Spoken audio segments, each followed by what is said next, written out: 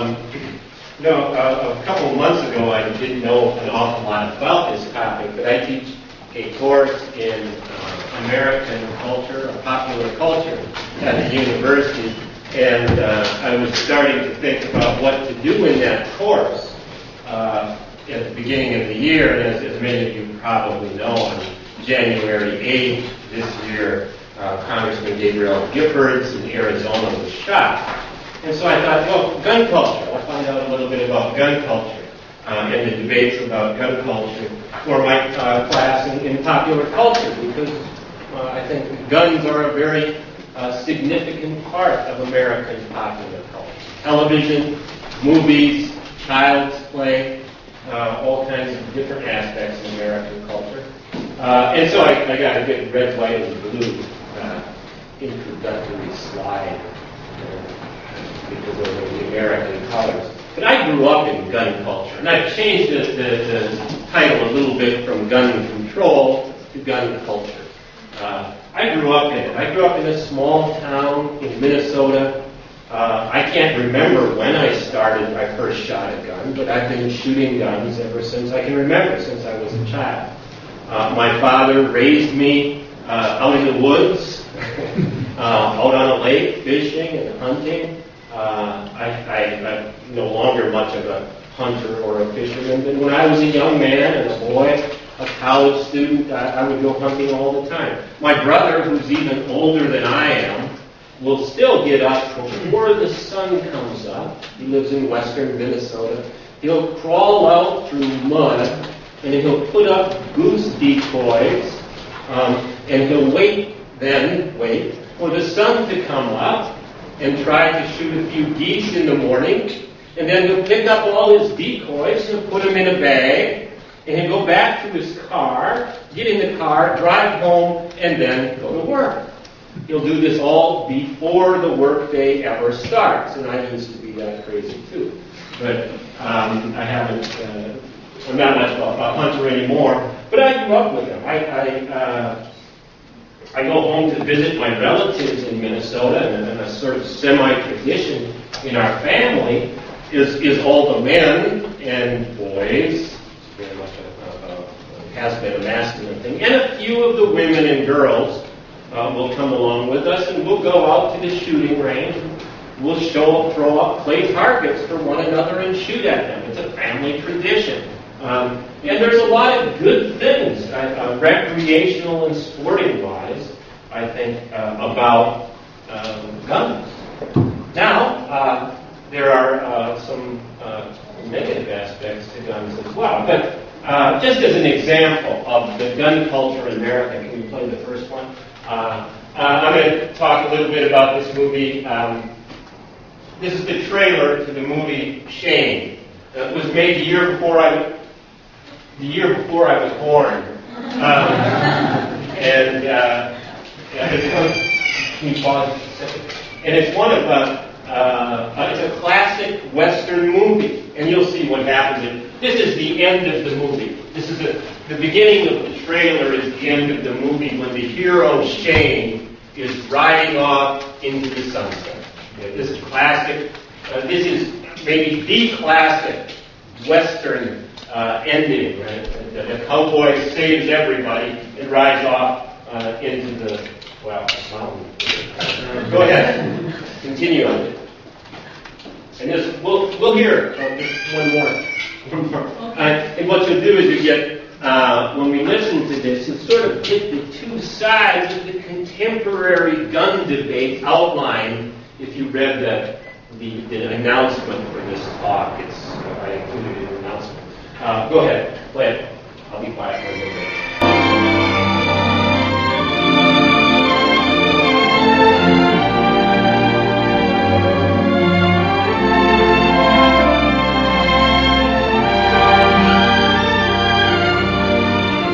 George Stevens, creator of such masterpieces as Giant and his Academy Award-winning A Place in the Sun, enlarges the scope of the screen with a motion picture whose monumental background is matched by the stature of its moving human drama.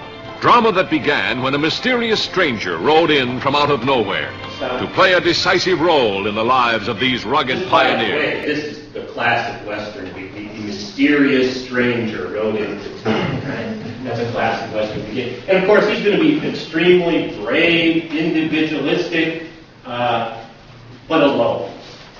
And he can shoot really well. Go ahead. These rugged pioneers. Call me Shane. Shane, who attracted the woman with his quiet strength, who fascinated the boy with the glint of his gun. Fascinated the boy with the glint of his gun. And young boys of my age, and maybe some of you other people can confirm this with your age, before I ever actually shot a real gun, I had toy guns.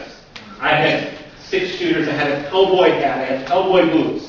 I lived in town. I didn't have a horse, I'd never been on a horse, but I had all that stuff, toy guns. So we'd always practice shooting each other. I guess boys do that, but all the time still. But I think when I was young, children who started to grow up in the 50s and early 60s, the cowboy mentality or the cowboy movies influenced us so much that we would always go out and play cowboys and Indians. Maybe some of you younger fellows can tell me if you did that as well.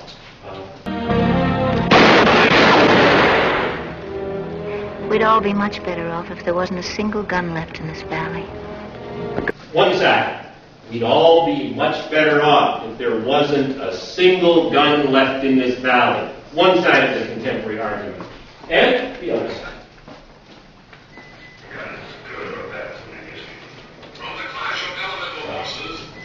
A gun is as good or as bad as the man using it. Okay. The first position, guns are bad, we need to get rid of guns, we need to restrict guns. No, it's not the gun's fault, it's the person who owns the gun. We'll talk more about this a little bit later.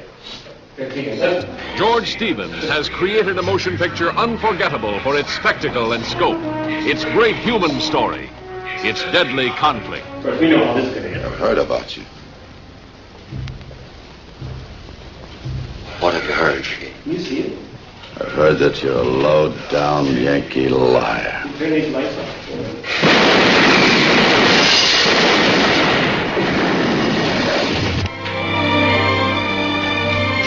Okay, that's good enough. Thank you. And of course, what we see in that he goes in and kills the bad guy who has been terrorizing the town, right? The low-down, dirty, lying Yankee or whatever he was. And there's a whole other aspect of American culture in there, in that Shane is from the South. We'll save that for another day. And of course, the recreational aspect of shooting shows up in all sorts of different ways. It's been part of the modern Olympics ever since it began in 1898 or 1896. There are, I think, 16 or 17 different shooting sports in the summer and the winter Olympics. I told you my family and I would like to go out, next slide please, and go shooting. So here's an example. It's kind of a fun video. I mean, it's just shooting different things. It's pretty music.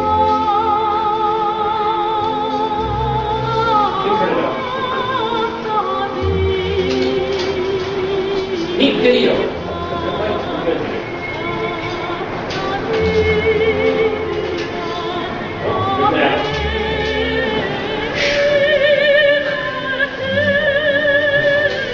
Get it? Good red color. Watch out.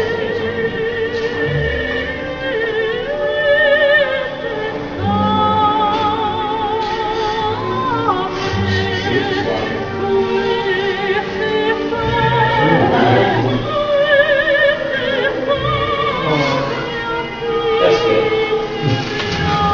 So that's quite a strong emotional. I heard a few people go, "Oh, I just stole that from one of my students. Gave a presentation on Wednesday and used that video. I hadn't seen it before in my class, so I got the URL from him so I could use it. And it happens to Now we looked at that video of all the egg and the milk and everything, and that very shocking, emotional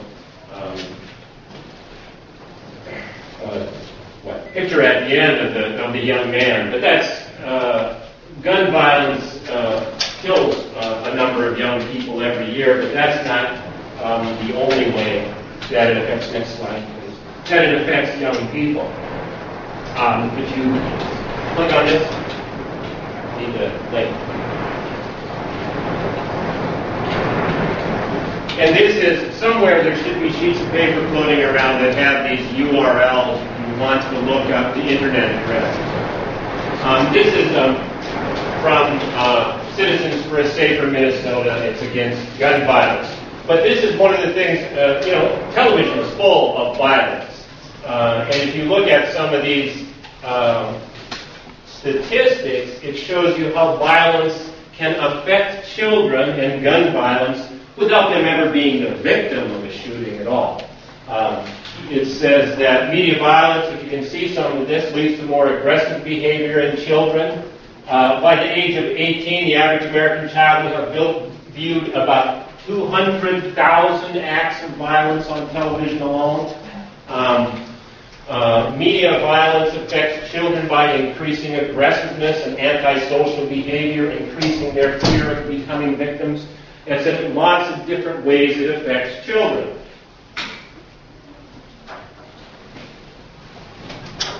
Who's that? We know? Anybody tell me who that is? Yeah, Cho Seung-hee, the shooter at Virginia Tech. And I started out like class unit on this. Because people, when that happened, my Korean friends in America, and even after I came back here, some people would ask me, what do people think about the Cho Seung-hee? Because they were he would generate a sort of a negative perception of Koreans. And I want to say that this Cho Seung-hee is not the Korean Cho Seung-hee. This is not an effect of him being Korean, but this is because he grew up in America.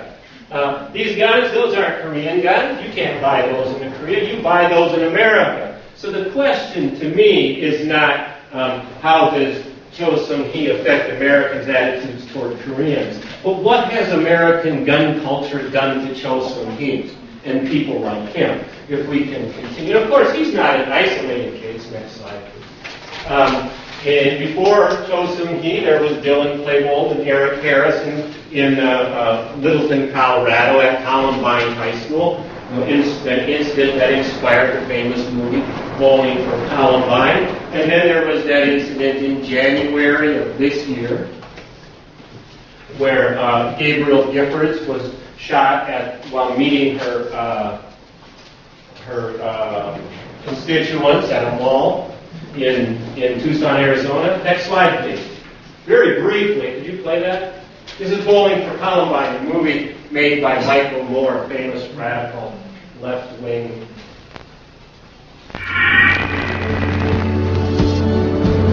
Movie makers using things like universal health care.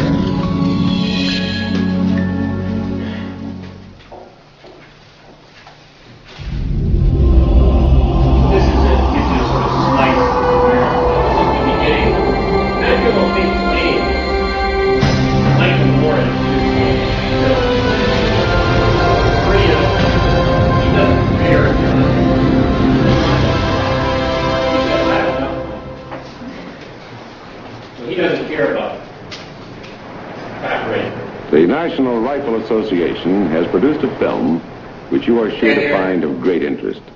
Let's look at it. It was the morning of April 20th, 1999, and it was pretty much like any other morning in America. The farmer did his chores. The milkman made his deliveries. The president bombed another country whose name he couldn't pronounce. Out in Fargo, North Dakota, Carrie McWilliams went on his morning walk.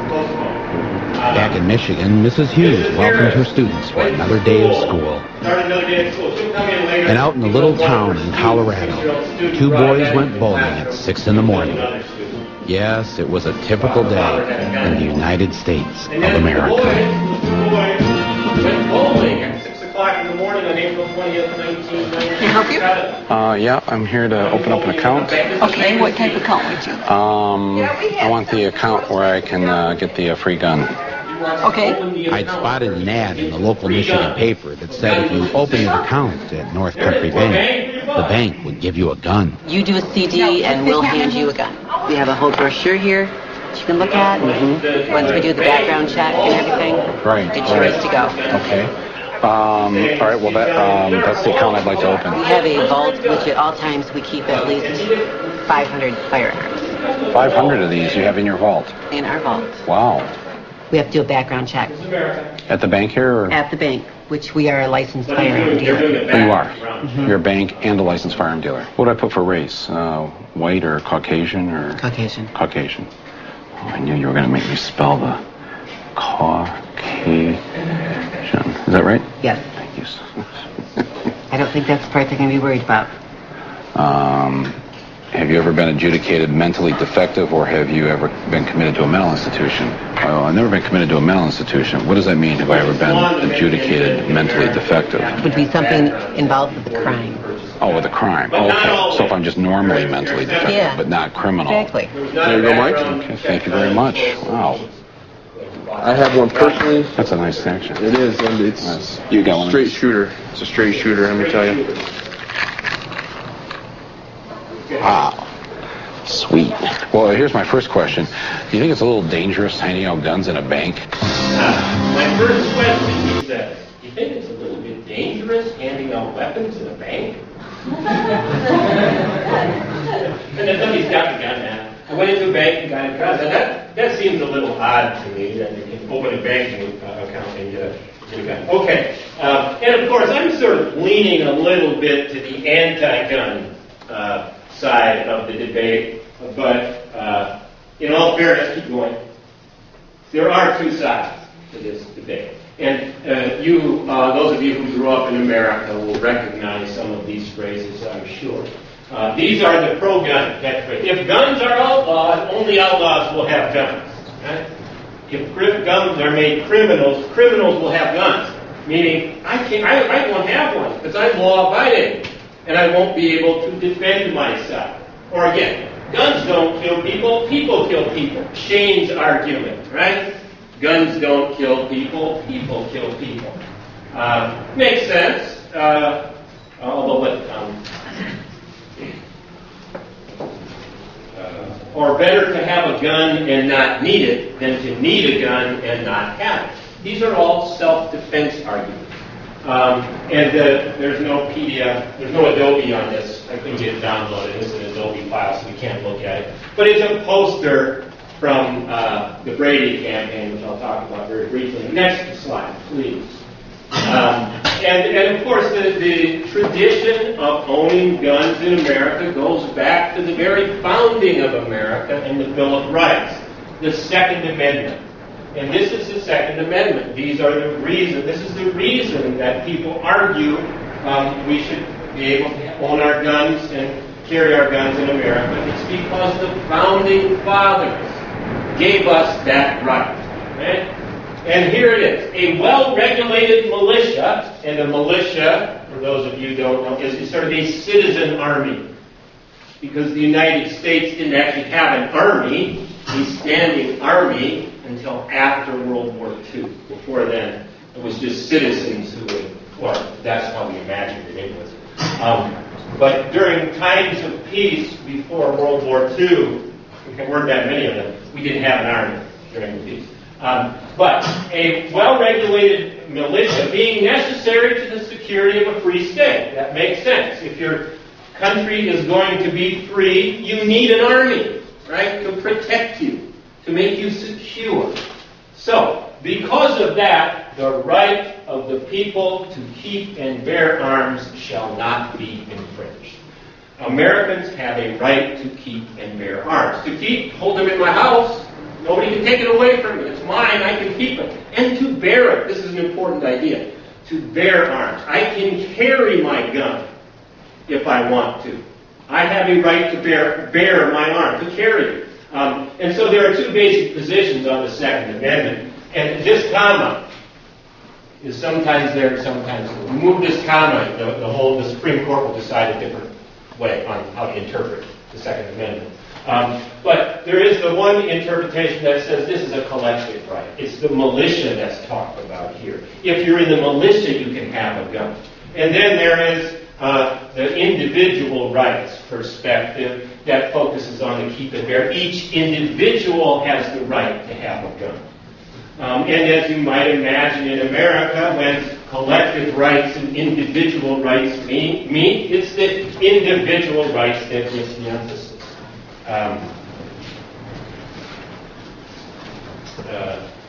When Americans are asked, this is a Gallup poll, I saw Gallup Korea right down the hall, that 73% of Americans emphasize individual rights. They think, I can keep a gun in my house.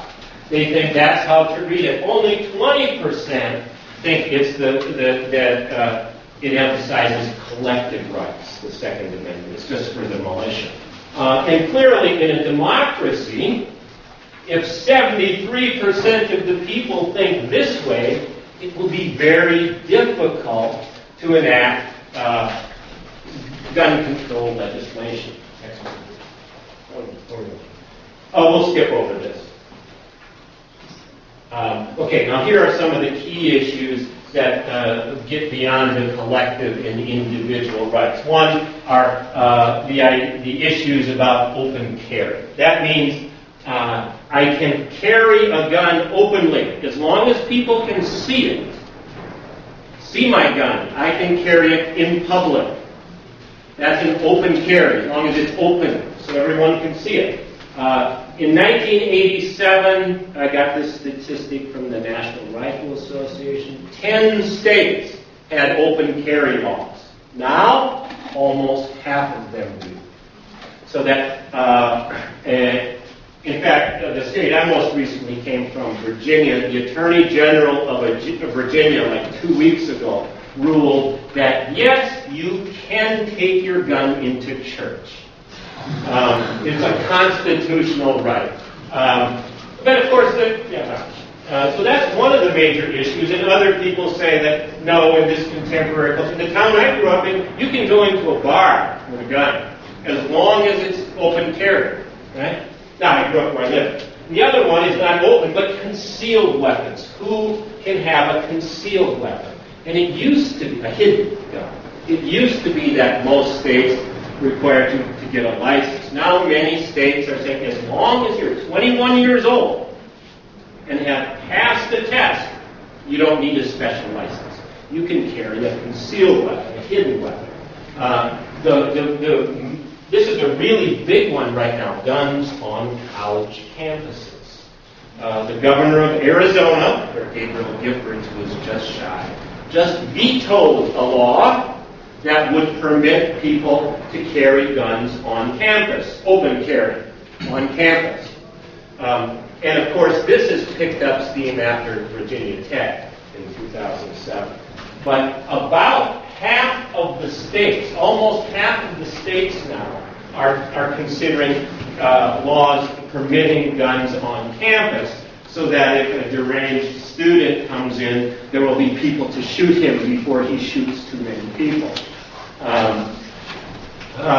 There was now assault weapons are weapons that are designed not for hunting, not for sport, but for what? Assault weapons. What are they made for? War. You don't shoot targets. You don't shoot. Well, you might. You don't shoot animals. You shoot people with assault weapons. That's what they are for. Now, under President Bill Clinton, we passed a law against owning assault weapons, but that was let to expire under George W. Bush.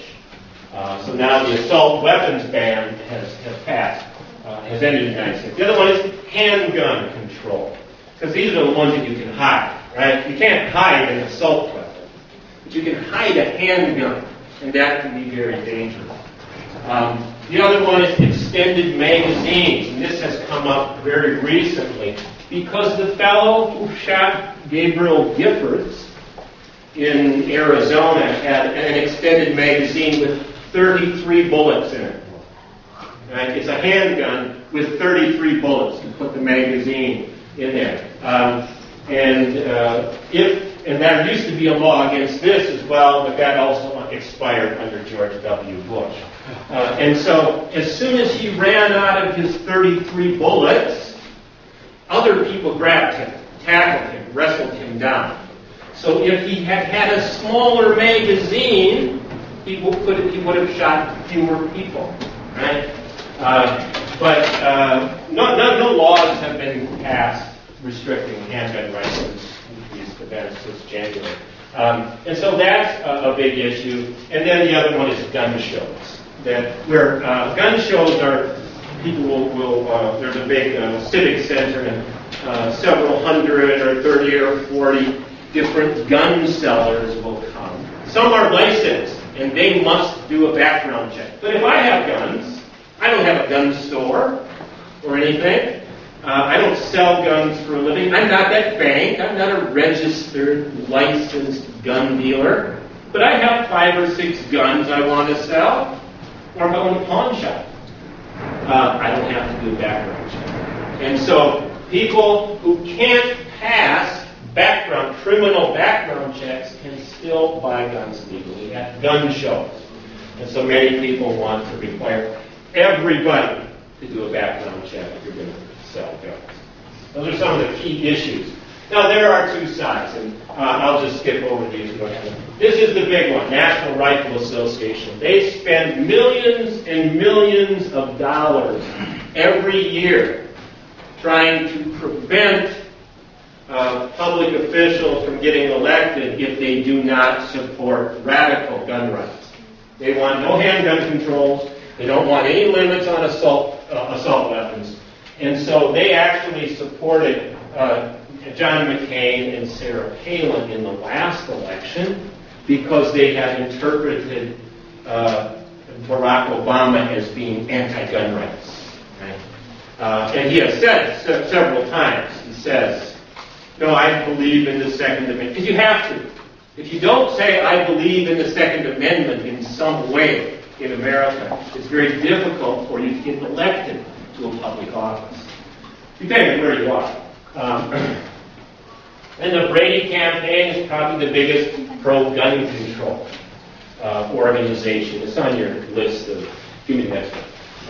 It was named after James Brady, who was shot in the attempted assassination of President Reagan in 1983. And yet, with all the violence we've seen, this is interesting. Should there be a law that bans possession of handguns?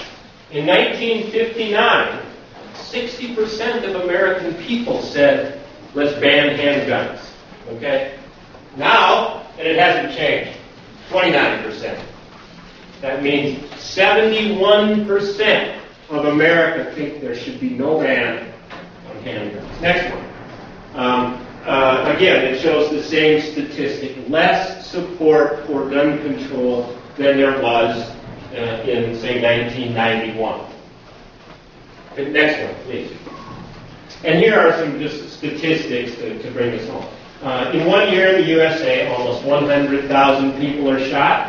Of those, 31,000 die. 12,600 of them are murdered, shot by someone else. About 17,000, this is an astonishing statistic, 300 are suicides. If there were a law against, and that's a 90% success rate, if you simply ban guns, personal ownership of guns, there are a lot of problems with that. 87% of those people live, because if you try pills or cutting yourself, only 3% of suicide attempts are successful. A gun, 90%. And one wonders about the accuracy of the other one. Okay. And the other deaths are accidental. Next, please. Oh, here, how does the U.S.A. compare to other nations? This is a good question.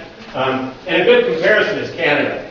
We don't know exactly why this is, because Canada also has very generous gun laws. But in America, you can see this is per 100,000. No, that's more than that.